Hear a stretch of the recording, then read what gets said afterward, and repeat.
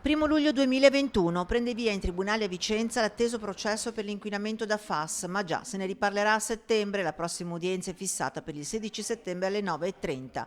In aula, in corte d'assise, il collegio giudicante presieduto dal giudice Antonella Crea con il giudice a latere Chiara Cuzzi e la giuria popolare con la fascia tricolore. Assenti gli imputati rappresentati dai propri legali.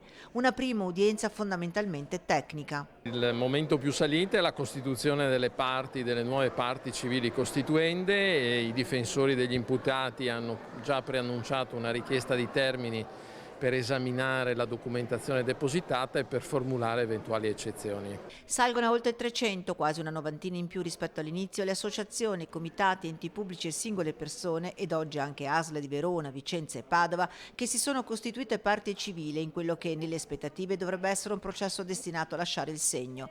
Intanto le prime battute sono a rilento tra problemi di audio tra l'aula principale e una seconda, dove hanno trovato posto molti avvocati di parte civile, di distanziamento sociale per le misure anti-Covid ed una burocrazia tecnico-pratica che allunga i tempi d'attesa. Il fatto stesso che sia un processo di corte d'assise richiede dei tempi tecnici, soprattutto alla partenza, che rendono un po' macchinoso il lavoro. Noi confidiamo che questa macchina parta. Telecamere in aula ammesse solo in tarda mattinata, dopo che è stato fatto presente l'interesse sociale del processo, ma tenute a debita distanza. Esclusi invece fotografi e telecamere di uffici stampa di alcune parti civili, come chiesto dagli avvocati e degli imputati.